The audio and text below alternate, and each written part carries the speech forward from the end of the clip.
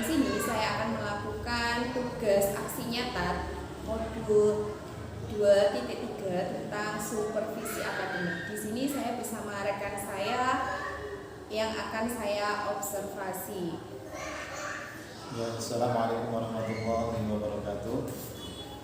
Saya Santani atau bisa juga dengan sebut Muhammad Santani. Saya sebagai guru agama di SDN Terima 2. Pada kesempatan kali ini kami akan sharing berdiskusi mengenai pembelajaran yang ada di kelas, terutama untuk Buria yang mendapatkan tugas sebagai guru penggerak, maka kami akan berdiskusi dengan sama-sama.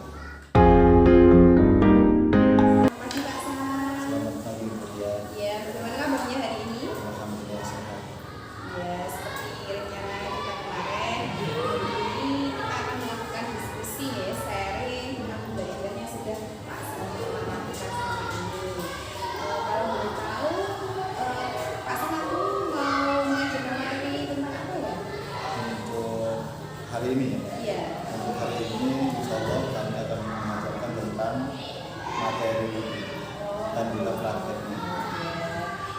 Kalau boleh tahu, dalam nanti tujuan dalam pembelajarannya Pak Santi apa? Tujuannya pertama itu ada materi dan juga yang kedua praktek. Yang pertama, siswa diberikan keluasan untuk memahami materi, belajar dengan secara sendiri-sendiri. Kemudian setelah itu ada penjelasan dari guru. Setelah dijelaskan, kita langsung mempraktekkan bagaimana cara pembelajaran. Jadi ada pemahaman materi. Mungkin anak-anak nanti melalui apa pemahaman materinya? Melalui satu, kita siapkan gambar-gambar yang mana gambar tersebut merupakan praktek itu. Yang kedua yaitu melalui modul pembelajaran atau istilahnya LKS pembelajaran yang dimiliki oleh siswa untuk lebih memudahkan. Berarti yang sudah disiapkan tadi ada gambar-gambar, ada LKS. Strategi apa yang dilakukan dalam pembelajarannya Pak Santi? Nah, strateginya yaitu nanti kami akan membagi dalam satu ruangan dalam satu kelas menjadi beberapa kelompok. Tujuannya agar lebih terkontrol dan bisa terkendalikan dalam kelas. Jadi dalam strateginya kami, karena seorang guru terus mengetahui bagaimana dari siswa itu bisa memahami, karena ada yang secara visual, ada yang auditory, dan juga ada yang dengan kinestetik. Maka ketiga-tiganya ini kita terapkan dalam satu waktu, biar nanti siswa yang memiliki kemampuan dalam segi kinestetik juga bisa memahami, kemudian visual juga dapat memahami, dan juga siswa yang kemampuannya dari auditory juga dapat memahami. Ya, luar biasa sekali Pak San rencananya. Jadi dalam pembelajaran nanti membedakan anak dalam kelompok sesuai dengan gaya belajarnya. Oke, dari strategi Pak San tadi, apakah ada hambatan dalam pembelajarannya nanti? Yang hambatannya pasti ada, cuman karena di dalam pembelajaran itu menggunakan tiga tadi, dalam satu kelas itu kami satukan gitu ya. Jadi akhirnya apa saja yang di kelas dipraktekkan atau yang dijelaskan itu bisa dipahami oleh kelas. Contoh oleh murid. Contoh ada siswa yang tidak mampu memahami materi dengan cara kinestetik, berarti mereka juga dapat mengetahuinya dengan cara audio, visual atau yang lain. Jadi anak disesuaikan dengan pemahamannya. Apakah di sini ada pihak atau orang lain yang dimintai bantuan dalam praktek pembelajarannya Pak Santi? Ya. Otomatis di dalam kelas, karena di dalam kelas hanya ada guru dan siswa, maka yang kami minta bantuan adalah pada siswa sebagai orang yang belajar di dalam kelas. Supaya bisa diajak kerjasama. Dari semua rencana Pak Santi tadi, kapan kira-kira akan dilaksanakan? Untuk hari ini yaitu berupa materi. Ya, kemudian hari yang kedua baru kita praktek. Ya. Setelah materi kita memberikan tugas biar materi yang sudah dipelajari di kelas itu benar-benar benar-benar dipahami ketika mereka di rumah. Nah, ketika mereka sudah di rumah sudah memahami, maka besoknya lagi atau pertemuan yang depannya kita akan lakukan praktek. Oke, jadi semua yang dikatakan Pak San tadi, kira-kira komitmennya Pak San gimana supaya rencana pembelajarannya ini bisa mencapai tujuan pembelajaran bagi murid? Jadi komitmennya pertama ya seorang guru harus mengikuti, dalam artian harus sesuai dengan RTP kita, dan juga target kita agar pelajaran itu bisa tersampaikan dan juga bisa membuat siswa paham. Salah satunya itu harus menyesuaikan dengan kurikulum dan juga batas-batasan yang harus dikejar oleh seorang guru. Ya, luar biasa Pak San hidangannya. Oke, dari yang kita bicarakan tadi, bisakah Pak San menyimpulkan diskusi kita mulai dari awal tadi dari pembelajarannya Pak San yang diinginkan seperti apa sampai strategi dan cara menangani hambatan-hambatan tadi? Jadi dari awal ya, untuk keseluruhan itu otomatis kita harus kerjasama dengan semua pihak di sekolahan, terutama ya, kemudian lingkungan juga termasuk, karena kalau lingkungannya juga tidak mendukung pembelajaran di kelas, walaupun siswa tidak ramai itu juga akan terganggu. Maka semua komponen yang ada di sekolah harus ikut serta untuk mewujudkan berjalannya kegiatan di sekolah dengan baik. Terus strateginya juga terutama guru juga harus mampu benar-benar memahami pembelajaran yang akan disampaikan kepada siswa. Jangan sampai seorang guru mengajar tapi dirinya sendiri belum siap untuk mengajarkan. Nah, itu akan menjadi penghambat untuk memberikan pemahaman kepada siswa. Ya, intinya ada kolaborasi dari semua pihak ya Pak San. Iya. Oke, luar biasa sekali rencana-rencana Pak yang sudah Pak San rancang. Saya doakan semoga nanti pembelajarannya bisa berjalan lancar, tercapai tujuan pembelajarannya kepada murid-murid ya Pak. Dan ini tahap saya selanjutnya, tugas dari Ibu Penggara yaitu yang pertama ini tadi kita sudah melakukan pra-observasi. Nanti mohon diizinkan untuk saya melakukan observasi pembelajaran pembelajarannya Pak San. Setelah selesai kita observasi, nanti kita melakukan lagi diskusi pasca observasi.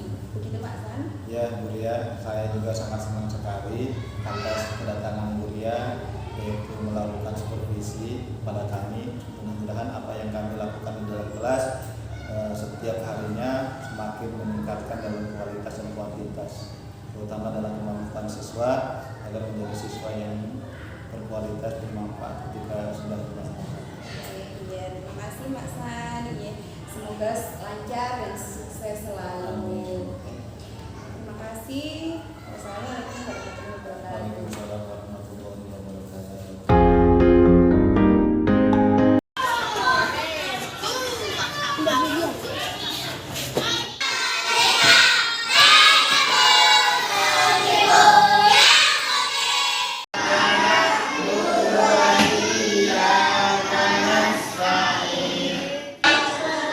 LKS-nya tentang wudu. Nah, berwudu dibaca sampai bawah. Nah, ya, dibaca dulu. Nanti Bapak jelaskan lagi supaya tidak salah-salah. Harus runtut, harus teratur dari awal sampai akhir. Jangan kaki dulu baru tangan, kaki dulu baru buka, salah. Tapi dari awal, pertama yaitu cuci tangan, kemudian kumur-kumur. Kumur-kumur, kemudian hidung, kemudian wajah, kemudian kedua tangan sampai siku. Nah, sampai sini harus diberikan ya, sampai sini. Ya. Lalu sebagian kepala diusap. Maka kalian Bapak kasih tugas yaitu mendiskusikan materi pada hari ini, yaitu berkaitan dengan toharoh atau bersuci. Bersucinya yaitu tentang wudu. Di sini ada soal-soal, silakan kalian diskusikan sama teman-teman, kemudian kalian kerjakan dengan bareng-bareng. Setelah itu yang sudah selesai silakan mempresentasikan apa yang dia diskusikan ke depan kelas. Siap? Ya, nanti ada yang bertanya dan ada yang menjawab.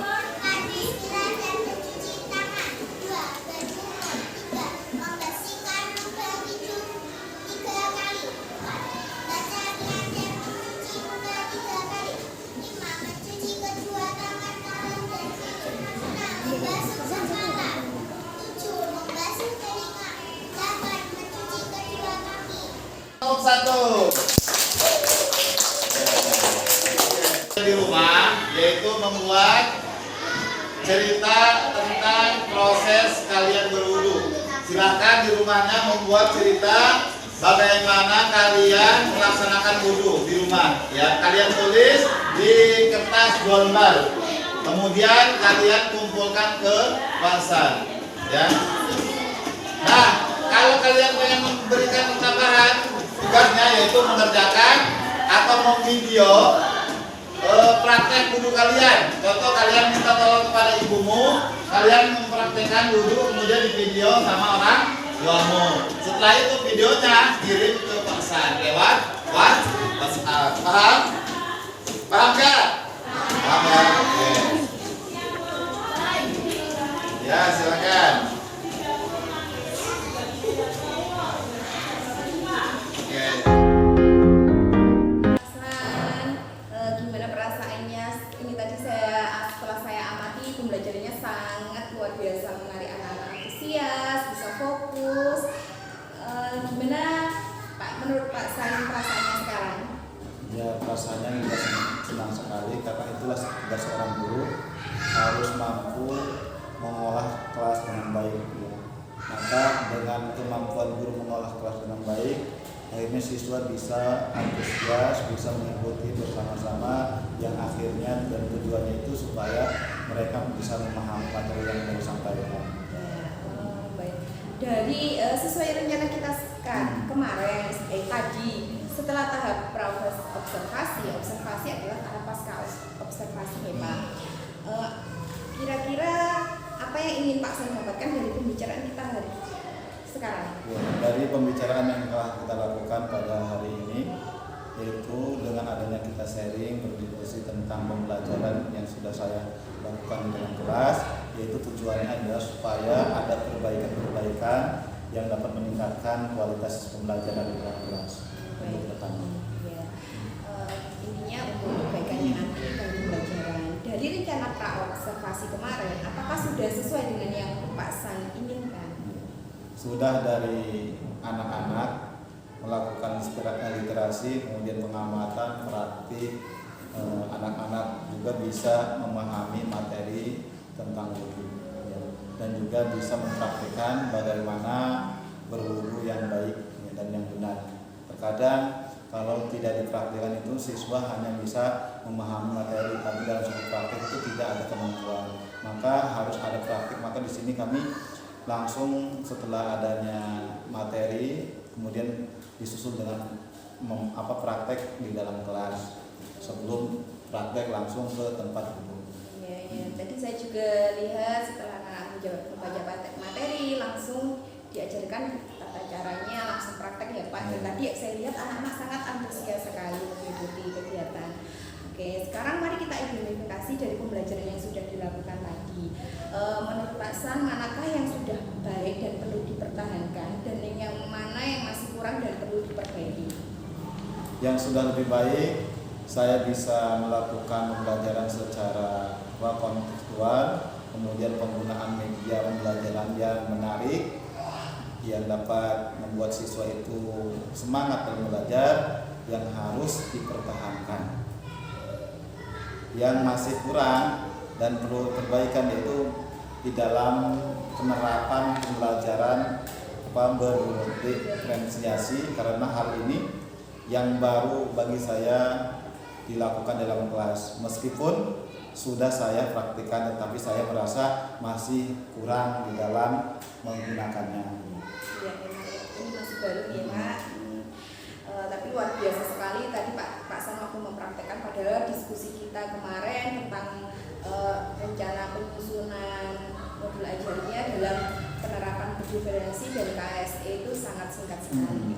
Dari rencana perbaikannya dari masalah yang masih kurang tadi, Pak San akan melakukan apa?